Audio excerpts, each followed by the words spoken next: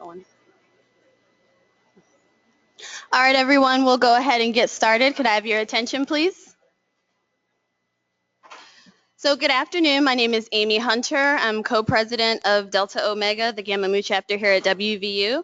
And on behalf of our organization, first I'd like to thank all of you for coming out today to attend the Public Health Dialogues presentation by Dr. John Blosnich. Dr. Blosnich is a research health scientist with the Center for Health Equity Research and Promotion with the U.S. Department of Veterans Affairs Pittsburgh Healthcare System, an adjunct assistant professor in the Department of Behavioral and Community Health Sciences at the University of Pittsburgh Graduate School of Public Health. He earned his PhD in Public Health Sciences in 2011 from West Virginia University and completed a postdoctoral fellowship in suicide prevention at the University of Rochester, where he began his VA research in collaboration with the Vision II Center of Excellence for Suicide Prevention. His research areas of expertise include interpersonal and self-directed violence among lesbian, gay, bisexual, and transgender individuals, and his program of health equity research at the VA focuses on LGBT veterans with specific attention to suicidal risk and examining ways that information about patients' social determinants of health can be part of adaptive healthcare systems. Please join me in welcoming our presenter, Dr. Blosnich.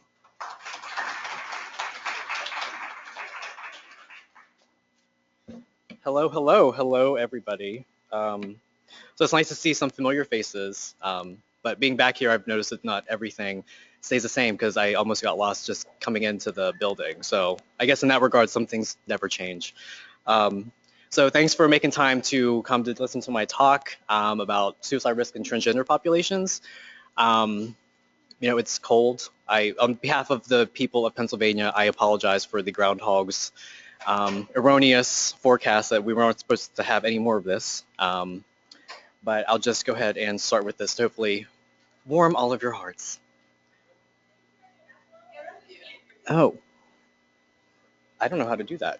If I talk into the mic, so as opposed to turning it up, I'll just hover. So I have no conflicts of interest to disclose, and I'll go ahead and get started. So I just want to give an overview about the VA. I learned a lot about what the VA was when I first started working for them. It was an interesting learning experience. And then I'll go into transgender individuals in military service, followed by a quick review of self-directed violence among transgender populations, and talk about some next steps and future research. So what exactly is the VA? So it's been around for quite a while in different types of permutations, but it became a cabinet-level department in 1989. So the current secretary is Robert McDonald, and we are different from the Department of Defense. We're a completely separate entity from the Department of Defense. And a lot of this comes up when I talk about LGBT veterans or trans veterans because of the policy of don't ask, don't tell that used to be a part of the Department of Defense. It was never a part of, it was never a VA policy. The VA unfortunately had to deal with the aftermath of don't ask, don't tell, but it was never anything that the VA ever issued. So the second question is, who are veterans? Which you'd think would be like a really simple, like, thing. Like as an epi people normally be like, well, you just ask people if they're veterans, right? Like that's how this rolls in surveys all the time. It's not that simple. Typically, we define it as people who have a history of service and active duty. But you can see that there's some variability in the estimates of how many people in the U.S. are veterans. So safely, about over 20 million people in the U.S. are veterans. You can see the specific, two specific estimates right there. And if you could put all the U.S. veterans into one place in the U.S., it would be the third most populous state. So it's about the size of Florida, maybe a little bigger than Florida. Public health people love to put numbers in context. And they're over 90% male, so it would be a very men-heavy state, if you will, if you actually got them all in one place. So within the Department of Veterans Affairs, there's the Veterans Health Administration. So the VA runs the nation's single largest integrated healthcare system. When you think of national healthcare, when you think of, these, nationalized healthcare systems abroad in countries, the closest analog we have here in the U.S. is essentially the VA in terms of brick and mortar and in terms of workforce. So you can see there are a lot of medical centers. There are over 50,000 licensed healthcare professionals, and we have 9.1 million enrollees as of 2014. So I just want to say that enrollees are different than utilizers. So we have about over 6 million utilizers of the system, which is still not, chump change. It's a pretty big amount of people. But the enrollees, 9.1 million, is larger than the actual population of New York City proper. Again, putting them numbers in context for everybody. So now we'll go and talk about transgender individuals in military service. So on the screen are two of probably the icons of gender in the U.S., maybe even beyond the U.S., aside from, if you're going to paint a baby's nursery pink or blue. So the eternal question is, do children play with G.I. Joes or Barbies? And this gets at gender, and it really raises these, these issues for a lot of us when we think about how gender is assigned to us even before we're actually born, and conversations about our gender before we are born and can think about what that is, and where these roles and these societal prescriptions of what gender are start so early in our lives. It starts with something as simple as what kind of toys you get to play with when you're young. So gender identity is this innate sense of self as either male, female, both, or neither. Your gender expression is how you portray your gender identity to society. And then gender nonconformity is when your identity and expression, clash with what is socially prescribed for, the gender that you're being read as by society. So if there's that discordance between your gender identity and gender expression and how society is reading you, it can lead to a lot of distress, which I'll talk about a little bit later. But it's, again, thinking about how something that we take for granted so often as gender comes into play when we talk about transgender health. So some other common terms. So transgender is really an umbrella term. So throughout the presentation, whether you be saying transgender or trans, and it's having a gender identity, expressions, or behaviors that aren't traditionally associated with your sex assigned at birth. Transsexual is a word that's really falling more out of favor. It tends to refer to people who are undergoing or pursuing medical procedures to align their physiologic sex with their gender identity. Male to female would refer to a person who is assigned male sex at birth and identifies as female or a transgender woman. And female to male is a person who is assigned female sex at birth and identifies as male or a transgender man.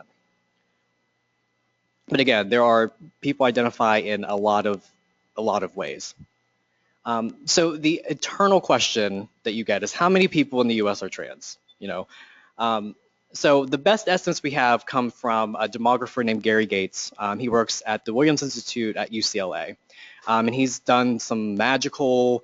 I don't understand the algorithms, look really complex, but using census data and all kinds of other data sources actually. And so the best estimate is about 700,000 people in the U.S. may identify as trans, and this is a gross underestimate, I'm sure. But to put that into context further, so the 50 largest cities and towns in West Virginia are only about 484,000, and then Pittsburgh city proper comes in at just over 300,000. So we think about health disparities, we think about health inequity, discrimination, harassment.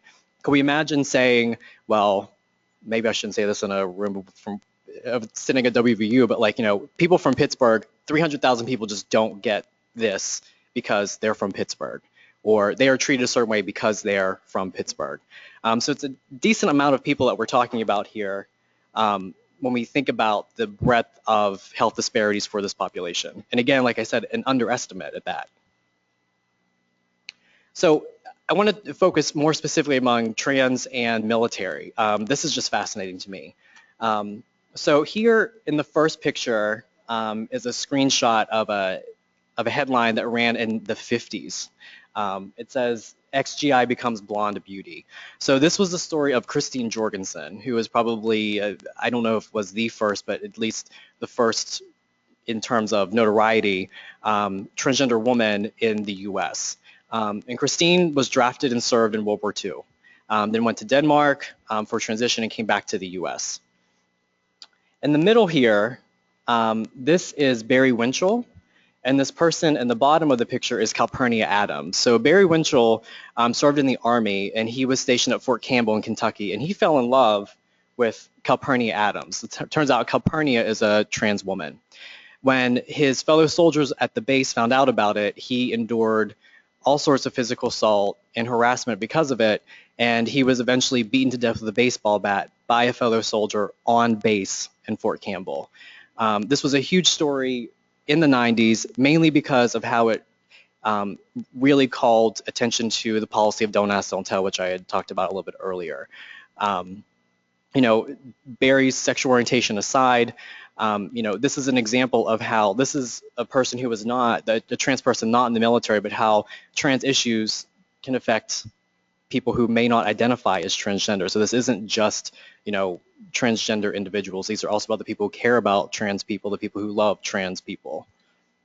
And then the last picture here is more recent. I don't know if people may have heard about Kristen Beck's story. This is a picture of Kristen when she was Christopher and a U.S. Navy SEAL. So her story has been featured on CNN the past couple years, I believe.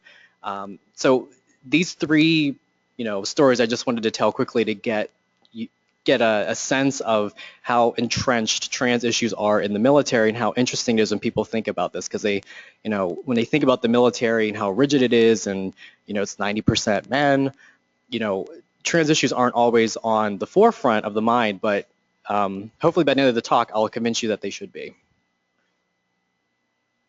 So in addition to the anecdotes, we know the data are telling us that there's a very high prevalence of military service among trans samples.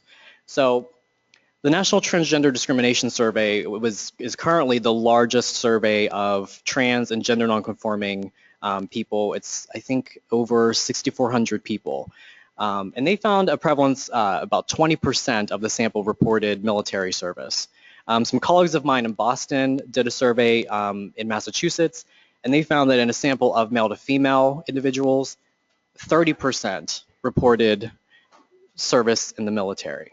So for context, in the US, only about 10 to 13% of the general US population is served in the US military. So these are really high percentages. So in VA, what we tried to do, because we don't have a measure of transgender status, we looked at, and we're a medical system, so we looked at diagnosis codes, ICD-9 diagnosis codes for gender identity disorder, which is often a disorder that has been, you know, associated with transgender status for people able and willing to seek care. And we ran these two codes here, you'll see, and we found that the rate in VA was 6.2 per 100,000 in the VHA utilizing population. At the time, the DSM-4, when we did this study, DSM-5 hadn't come out yet, it was DSM-4.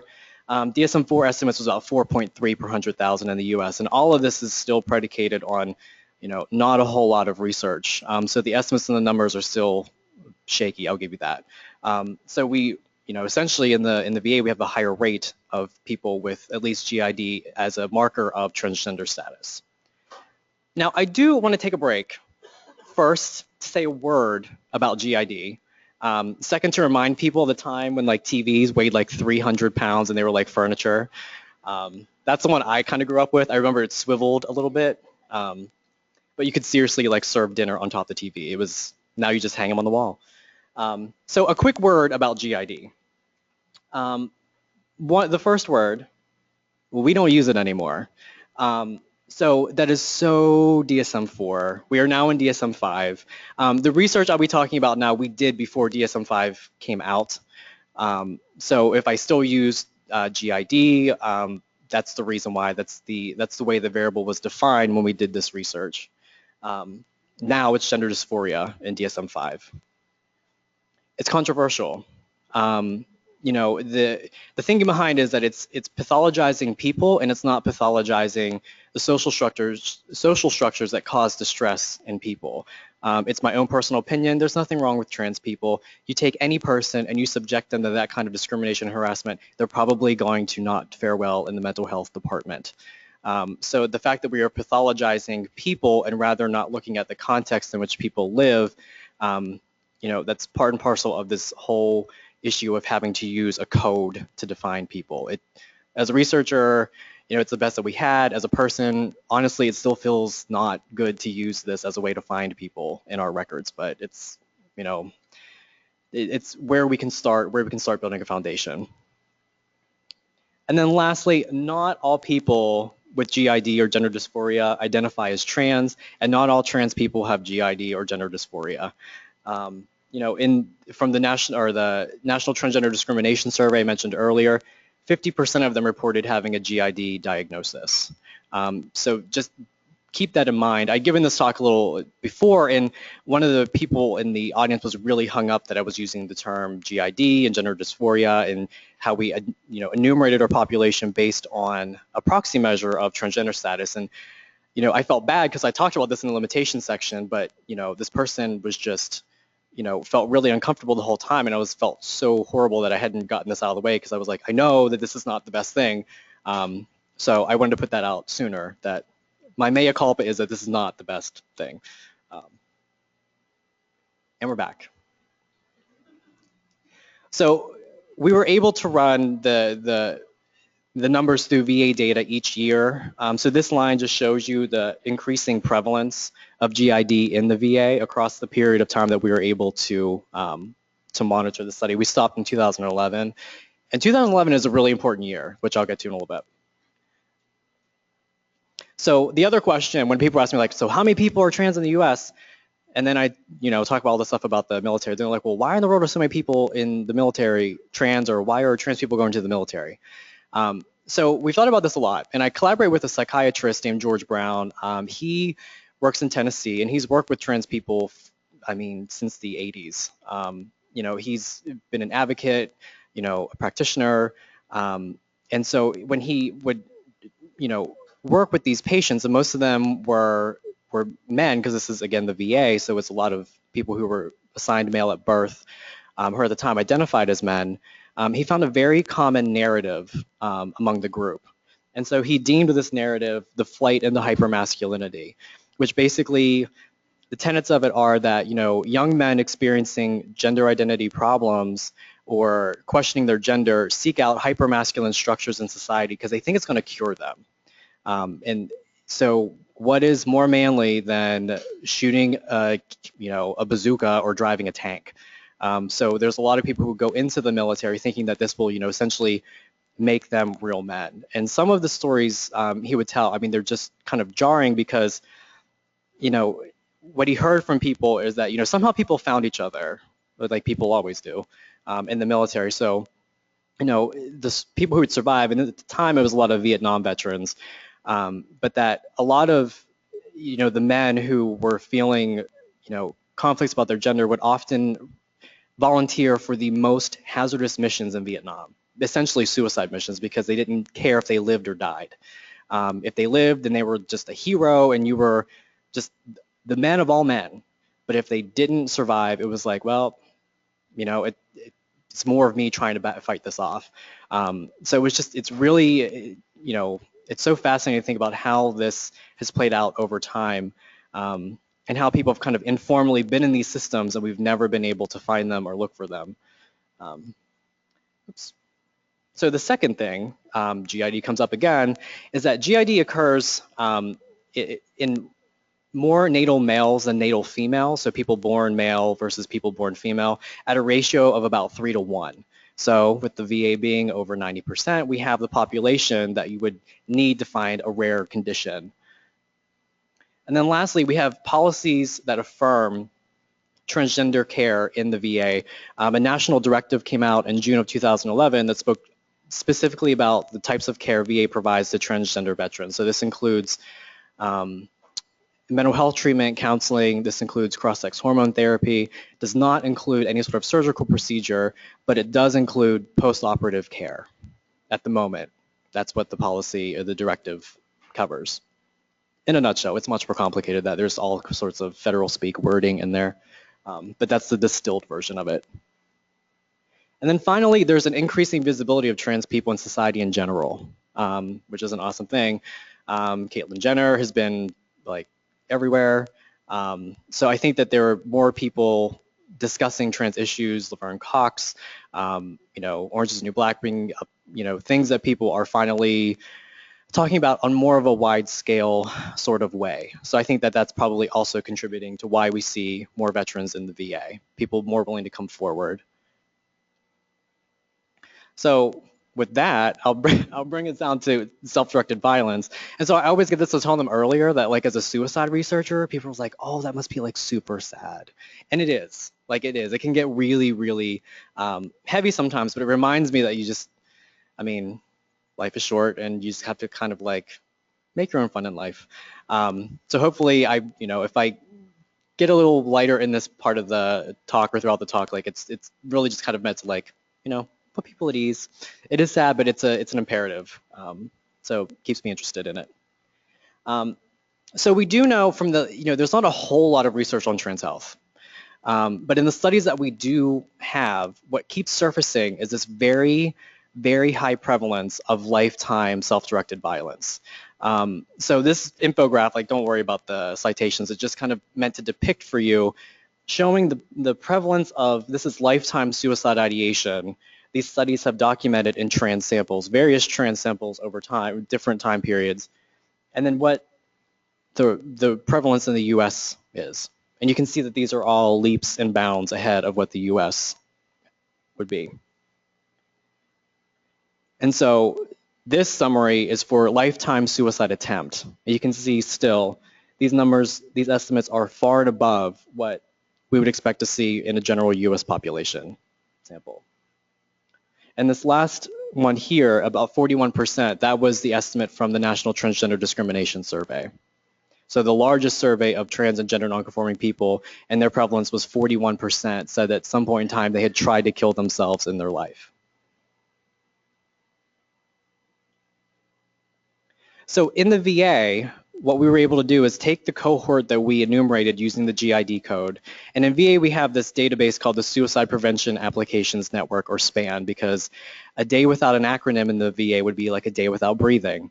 So SPAN is it's data collected across the VA system from suicide prevention coordinators for serious suicidal ideation attempts. The system is not meant for mortality. We rely on National Death Index data for that and other kind of VA mortality files, but SPAN is not meant to be a surveillance system for suicide deaths. So for this study, we just looked at non-fatal events, what we deemed in aggregate as suicide-related events. So the big thing here I just want to point out is that if you look at the cohort in 2010 and the prevalence among the group, they're very, very overrepresented in SPAN, which tells us that they are, we're seeing what we've seen the literature should say that we would detect, is that a very high burden of essentially suicidal ideation and suicide attempts in this group. For context, in 2010, the VA, in general, the rate was about 200 per 100,000 people in the VA in general, which is probably the best comparator we can get for this group right now, which is high. It's higher than the general population and the VA in general, but I mean, it's a healthcare system. People don't come to see you when they're feeling chipper at a hospital. They're usually ill. So these rates are very, very high. They're very, very high for people with GID and trans veterans. So that's ideation and that's attempt, and mortality is a different thing, and we don't have good information about suicide mortality for trans people. I'll talk about later why that is. I'll give you one guess. You can probably guess what it is. But some of the better studies we have, or the only studies we have, come from Europe, and that's because Europe has been able to look at this through medical records, similar to what we've done in the US with the VA, through their national healthcare system. So the Netherlands, they looked at a population of people who were getting cross-sex hormone therapy. And so you can see here that the rates for male to female transgender people, 5 times the rate of suicide than the general population. Interestingly, they didn't find any differences in the suicide rate for female to male individuals. In Sweden, they looked at people who had actual sex reassignment or sex gender confirming surgery. They had a very long follow-up period, but still the group was 19 times more likely to die by suicide than matched controls. And this is after surgery. So we suspect there's probably still a very high rate of suicide in this group, but we don't really know because these are clinical samples. That's the thing to keep in mind, which I'll bring up later. In the VA, I mean, these are clinical samples. We don't, we're missing a whole other piece of the population. That said, we did undertake a mortality study that was more evaluation. It was an unfunded study that we did. So we took the cohort, we looked at them through the National Death Index from 2000, 2009. We didn't have any controls for this. It was interesting. The analyst on the project was like, well, do you want to do any sort of adjustments for sex? And I was like, well, I don't know. Because in the VA, a patient can change their sex in the medical record. It's possible. And there are some patients whose sex has changed a lot, and we don't understand why. Is it a coding error? Is it a clerk error? Is it provider error? Is it really what's happening? We're not sure. So for this group, it's difficult to say which sex we would use if we were actually going to do sex-adjusted rates. But again, we didn't have a comparison group. We couldn't even do age-adjusted rates. But the rate that we found for the group was about 82 per 100,000 person years. It's similar to what we see in VA patients with serious mental illness, so like depression, which, if you keep in mind, this population was identified through a code. So, I mean, it's not necessarily surprising that this group would have a rate that's similar that we would find in other populations that are defined by a code. What we did find, however, is that the average age of suicide for this group was about 49.4 years, which is younger than what we find in the VA, which is about 54.5 years. So there's a high potential here that there is a differential burden for transgender veterans in that they're dying younger, so there's more years of potential life lost for this group. So, when we think about suicide risk, suicide ideation, attempt, death, there are a lot of stressors and risk factors that often associate with these outcomes.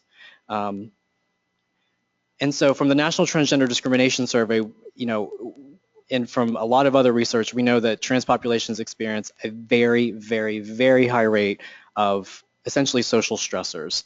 So almost 60% had been rejected by their biological families. 28% avoided health care because they were afraid of being discriminated against. 1 in 5 experienced homelessness.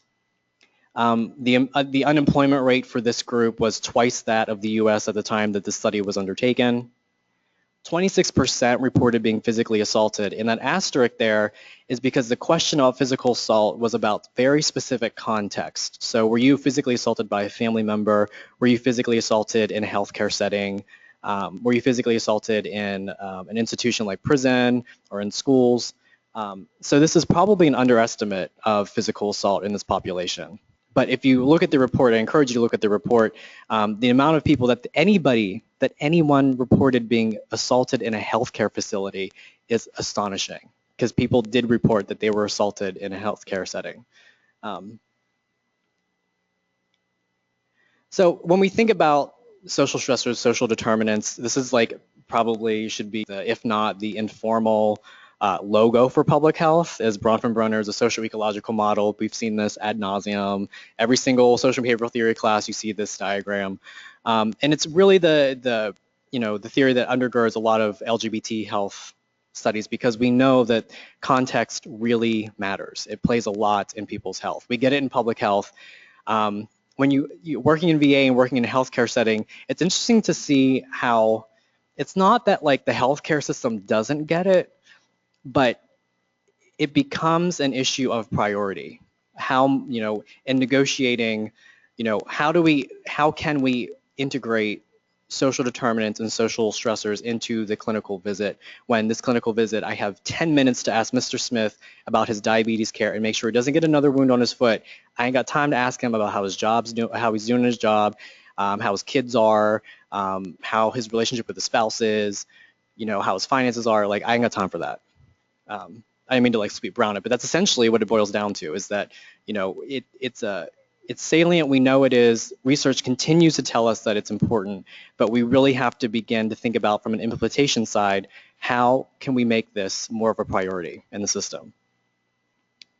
So I'll get off of that soapbox and get back into the theoretical discussion I know everybody is dying for. So in LGBT health specifically, so kind of like within that whole social ecological model, the minority stress model is probably the most widely used theoretical model to explain health disparities in LGBT populations. And essentially all it says is that the unique stress experienced by minority populations is just that. It is unique, it's chronic, and it's socially based. Those three things. This isn't about, getting a parking ticket. This isn't about like them messing up your order at Chipotle. These are like stressors that people experience. They're outside themselves. These are social structures. They are chronic in that they're slow to change, if ever, and that they're additive. Upon getting your order messed up at Chipotle, you have a lot of other things that are happening to you. Like if that was all that happened to you, that would be great. So another framework that's really interesting to think about when we think about LGBT health disparities in trans health is syndemic theory. And when someone explained it to me, I was like, oh, so people in public health have been talking about this like forever. But it took a sociologist to point it out to everybody. So Meryl Singer came up with this and coined it syndemics. So the idea behind syndemics is that it's a co-occurrence of two or more epidemics that create excess burden of disease. So essentially together they are much worse than they are in their individual parts, and that they're linked. And that really any way to improve a situation is to really think about the forces that tie those diseases together or those states together. So kind of the analogy that I think of is, say you had a house that was on fire in 3 different places. And so you're running to put out the fire on the first floor, and you're like, yes, I got it out. I got to go get the other one now upstairs in the attic. Well, while you're fighting that fire, the one in the living room is going to reignite the one in the kitchen. You've got to find some way to attack this holistically and not just in its individual parts. And people in public health, we know this, that it's not just about intimate partner violence, it's also about substance abuse. We know that problems are multifactorial. But again, we brush up against systems that may or may not get it. And if they do, at best, if they get it, how do we put that into practice? So all of this to say, context matters, which if anyone's a Real Housewives fan like I am, it's sort of something that we all know. Again, like in public health, we get it.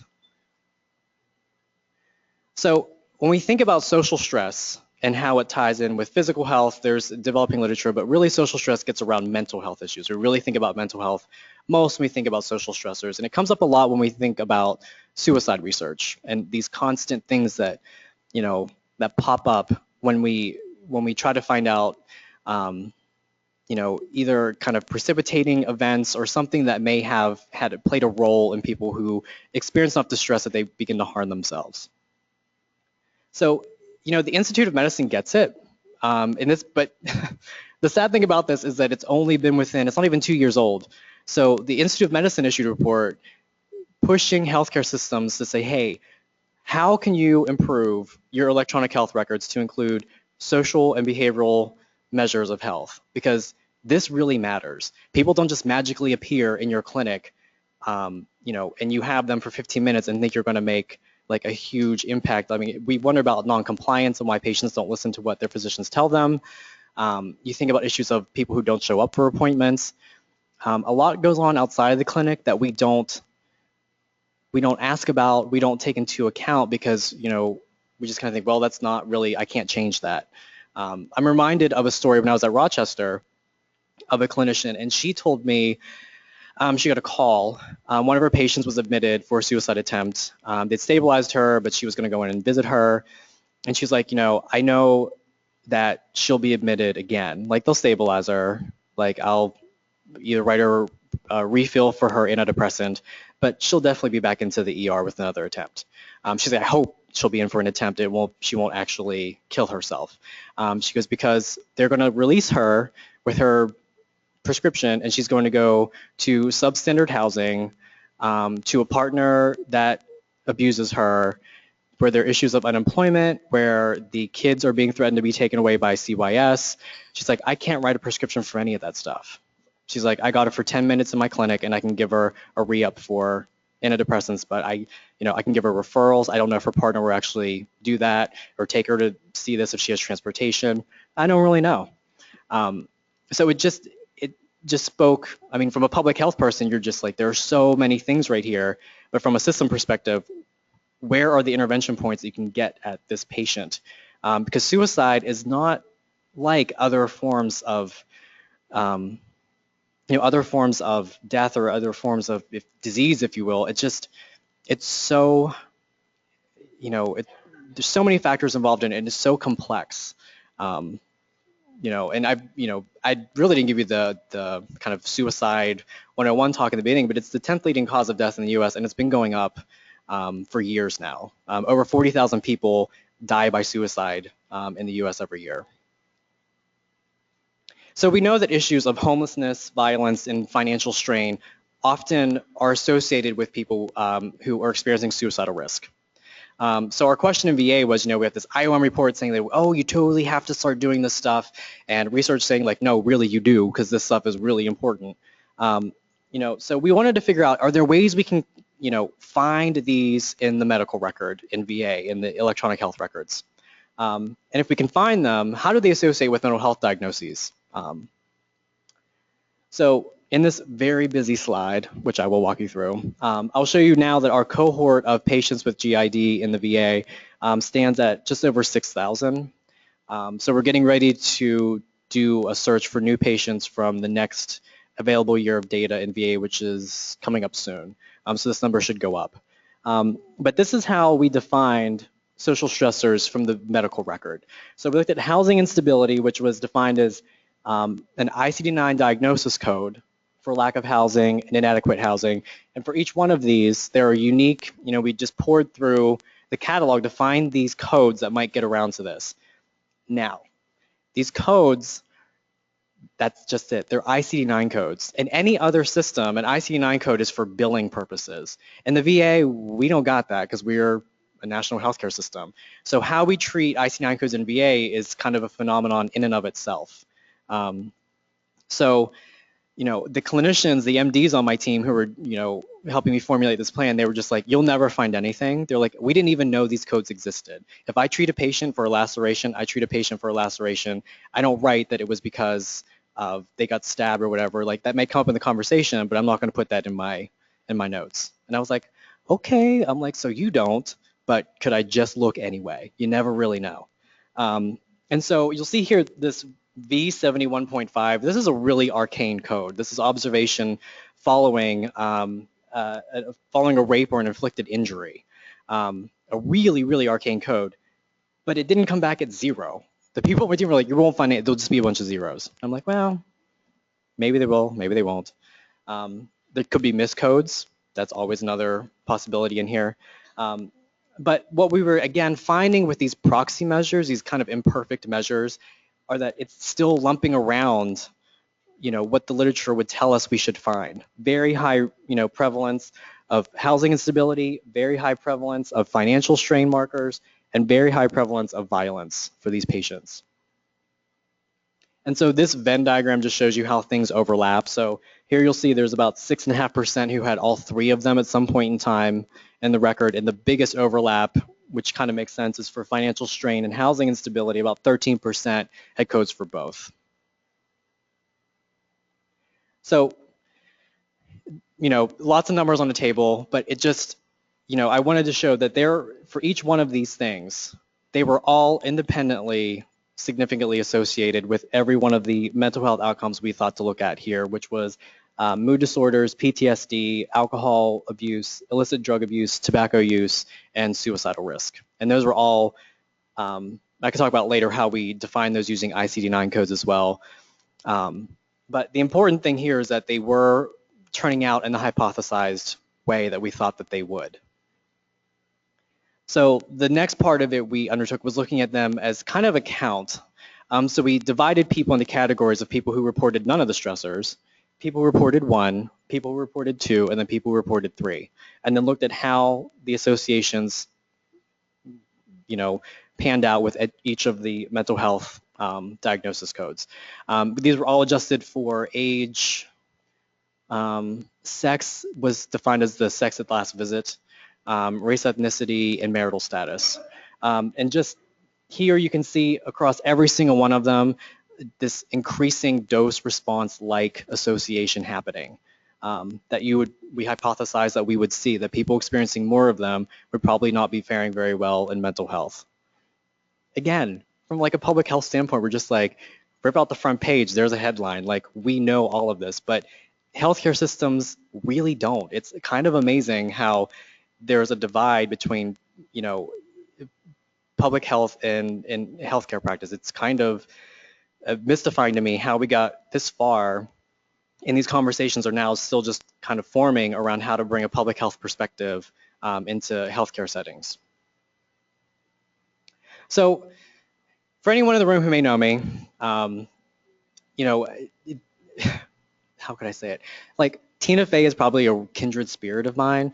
So when I talk about limitations and just general frustrations that we have as researchers, when we think about what can we do with these great new findings, it just leads me to roll my eyes when I think about like, oh man, like I got this great study, but it's just there are so many limitations to it. First, who do these samples represent? And it's more of getting, reminding people and ourselves to really interrogate what our findings actually mean and who they speak to. So the research I presented to you that I've done over the years, I mean, this is a clinical population. These are people in VA care, and these are veterans. We don't know about trans people who are not veterans, or trans veterans who aren't engaged in VA care, for that matter. And so are these estimates accurate? Again, these are proxy measures. We don't have self-report of violence. We don't have self-report of a lot of these of transgender identity. We don't have a self-report of that. We're using proxy measures for this. So we really have to ask, are they accurate? The most that we can agree on in a room is that they're probably underestimates. And then finally, what conclusions can we draw?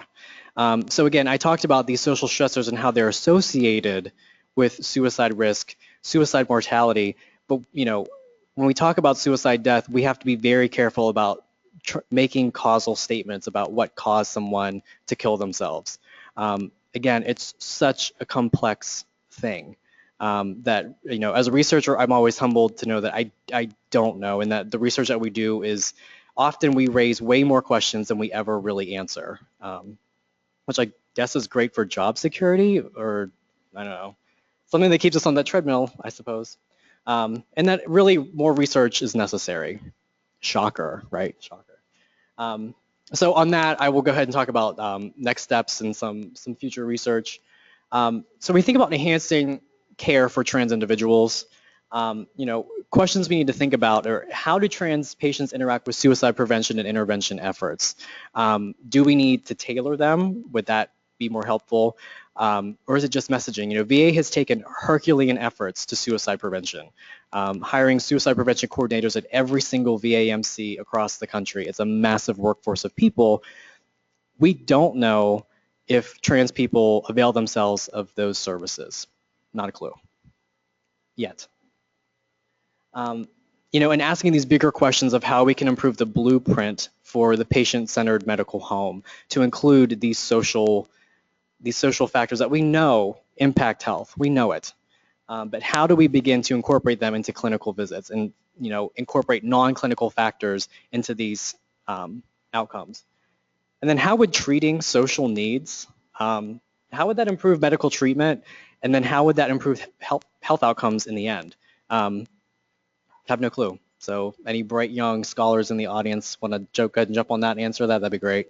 But I think that this at least really, we've got to start throwing pebbles at the window of these institutions and really start interrogating, thinking of these really big, huge questions. When I first got the VA, I was working with a mentor up there, and he was like, is there any way that we can find anyone who's LGBT in the VA? And I was like, well, we don't ask anybody, so I don't really think that's possible. And he's like, well, can you just kind of think about it and just anything on the table, like anything? So I was like, well, maybe there's, if everything relies on IC9 codes, maybe there's something in there. And lo and behold, there was a literature there. So I think thinking big is definitely the way to go. And I think we're going to have to do that in order to answer some of these questions. Adding gender identity research databases, this is like the stump speech for LGBT researchers. Like, please put questions on, survey research. We have documents like this Williams Institute that tells you what you can ask people. We want to get it on electronic health records, like the IOM says. But this last one is something that people haven't really thought about too much. And maybe I'm just into suicide too much. But we got to think about death records. And so I'm working on a project with the American Foundation for Suicide Prevention right now to see if it's possible. Because this is where we are right now with LGBT death studies, suicide death studies. We identify groups, luckily in a survey if we got them. We follow them over time, and then we wait for them to die so we can get cause of death. Now, there's been researchers who are doing this right now. There's been previous research that rely on these methods. They're very important. These studies have been, guideposts in an otherwise completely dark cave for us. But it's not necessarily the only solution. There's a whole other reservoir of data that we haven't been able to poke at, because survey data and following people over time, there's a time lag. You got to wait. It's expensive. For LGBT populations, they're small, so you need giant samples to be able to find enough people over time. And if you do, you may not have enough people to look at, African American identified trans people. There are intersections and margins that are important that if you don't have enough people, you won't be able to analyze these questions. And then finally, more importantly, the self-report at the time of the survey may not align with how they identified when they died. So how can we improve this by really asking the big questions about mortality data? A lot of people die in the US every year. Like 2 million people die in the US like every year. That's a lot of people. We get some data on these people, including age, sex, race, ethnicity. What we don't get is sexual orientation. What we could do is if we can augment how we collect mortality data in the US, we can then identify groups in the amount of people who die every year. This expedites the process of learning how and why people die. This has been important for us in looking at suicide rates among American Indian populations. Death data and vital statistics data are so important to what we do in public health. And until we can really get LGBT measures in there, a lot of us are just stymied at just still looking at the risk literature, but not really having much in the outcome arena. So with that, I will close. I just want to give acknowledgments to my collaborating scientists. Thank all of you for listening so eagerly. And I guess we can take questions.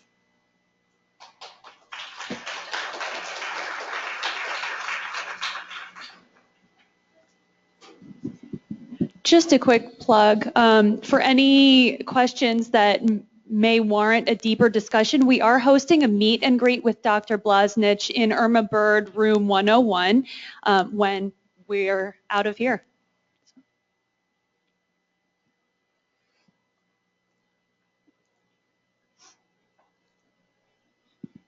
Is this where I sing, John? Yes. Okay. Please, Sam, please. I just had a couple questions and a comment and a couple questions. Is there a organized plan or approach to help train the providers in the VAs they got the directive, and I know that, some folks are open and knowledgeable and some aren't. And in dealing with folks in North Central West Virginia, it's kind of catch as catch can. So I wondered if there is actually an organized program to train the providers so they are not, they're knowledgeable and open and affirming, and even on their intakes, there's a place that there are different options so people can self-identify.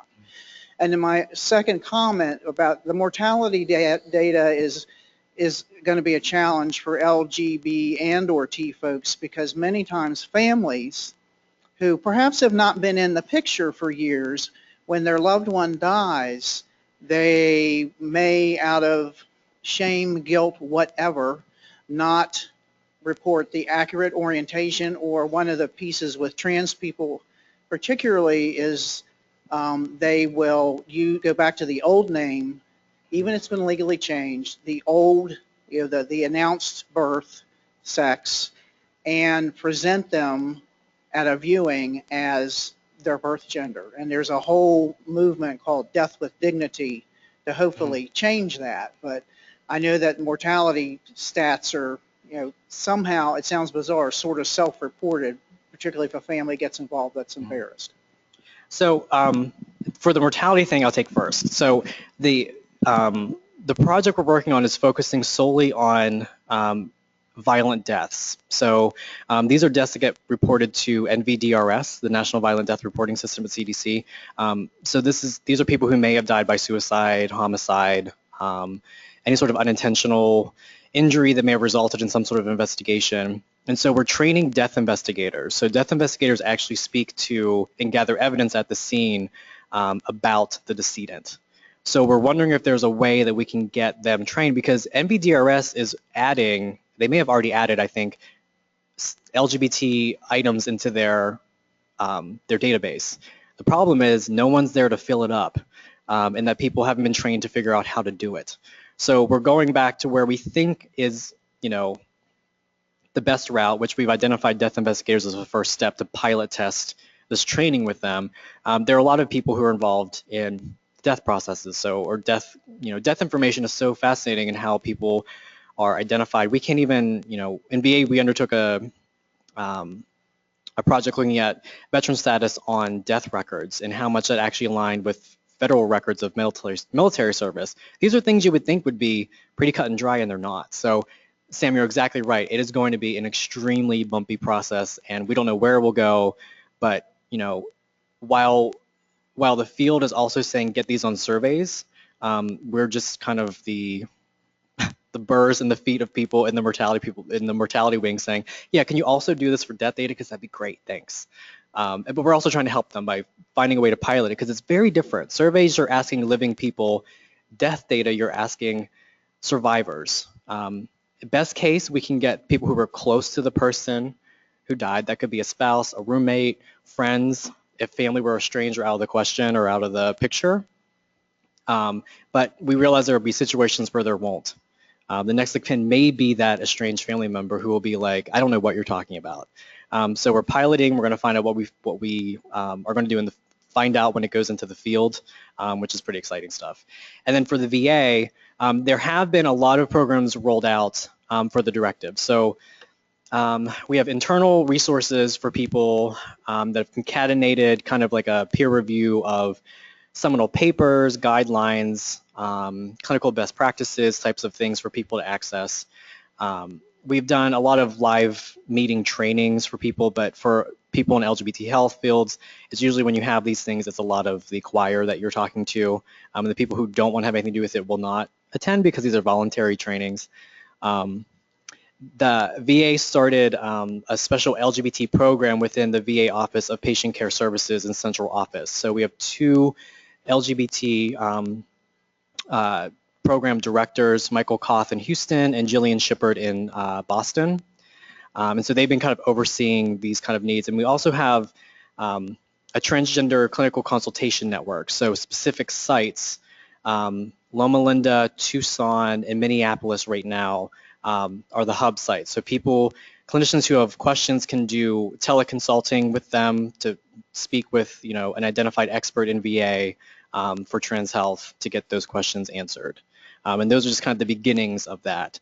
So training-wise, it's still kind of a catch as catch can. There's nothing mandated that I'm aware of at the moment, but yeah, trying. Can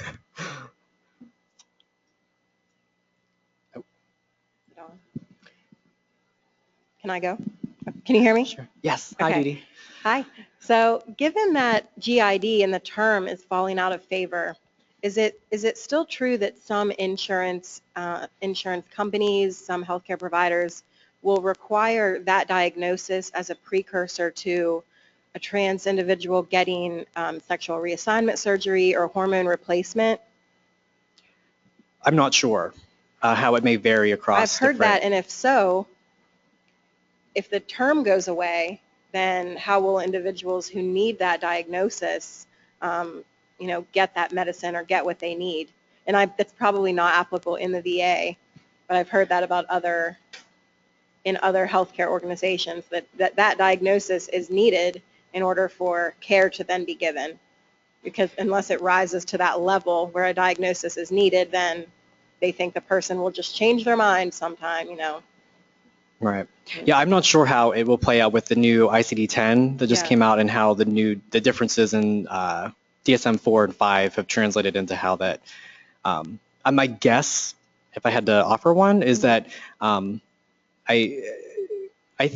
well, no, I don't even want to say that because that would be, I would love to say that that change in documentation wouldn't, I mean, if someone's getting care one day, on a Monday, the term changes on Tuesday, that doesn't mean they can't get their prescription on Wednesday, but I don't know. Yeah.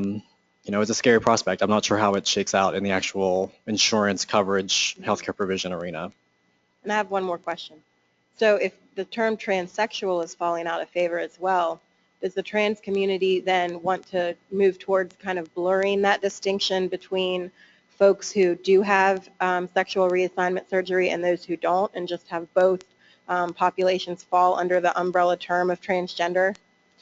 I don't know. I consider myself an ally of the trans community, but I couldn't speak from a point of view from someone who identifies as trans that's like what would be kind of the way that collectively the community or the the movement wants to it coin just things. seems like it wasn't long ago that transsexual was used very commonly, and now I haven't seen it used for quite some time now, and I didn't know why.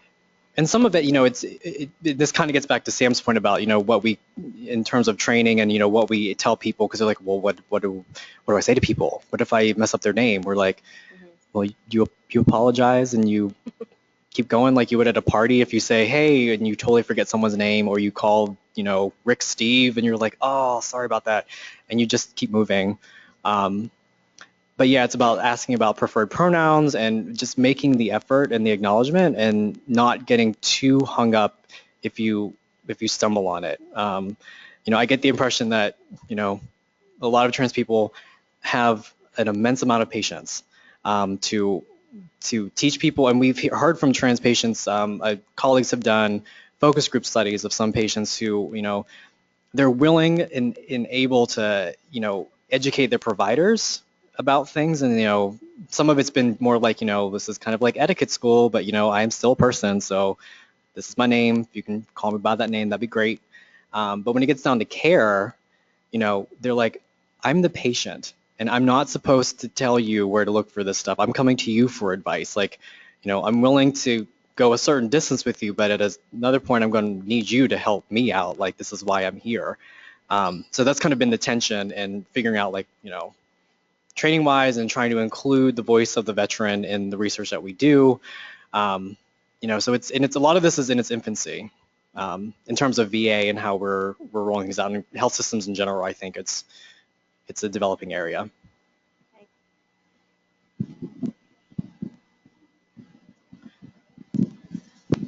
Thank you for coming. Hey, thanks. This is in reference to the Clinical Consultation Center you were referring to earlier, and I apologize if I missed it. Is this a service only within the VA system?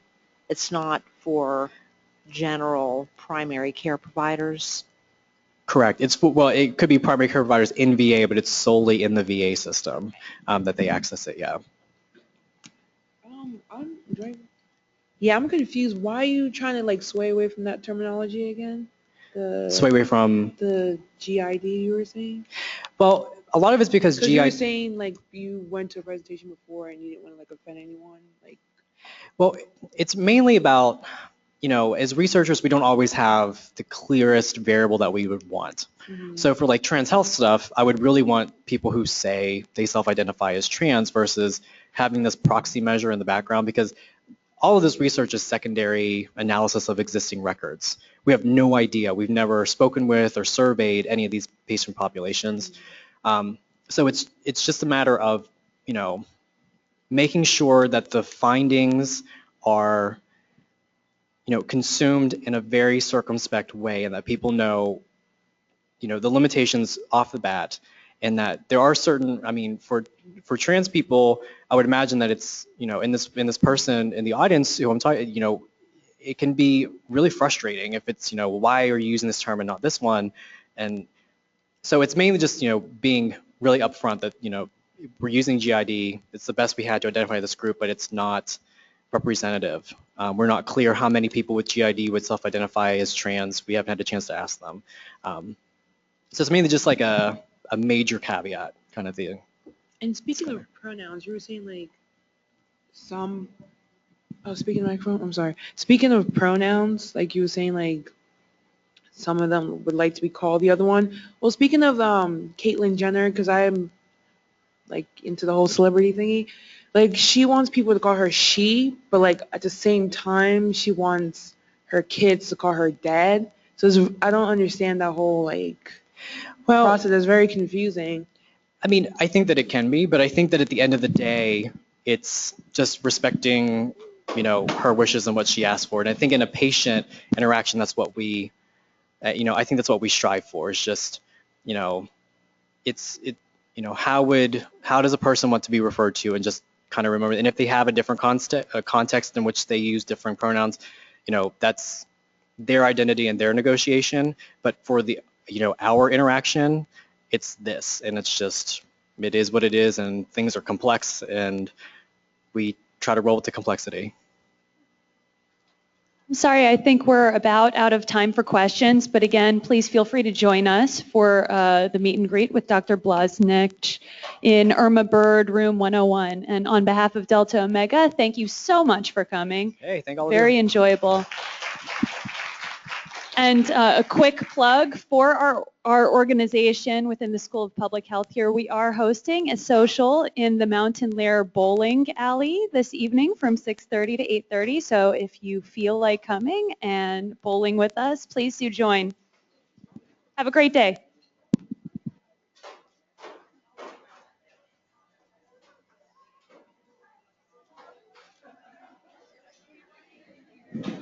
I want to thank everyone for coming, and if you could please fill out your evaluations and turn them in up at the top of the auditorium.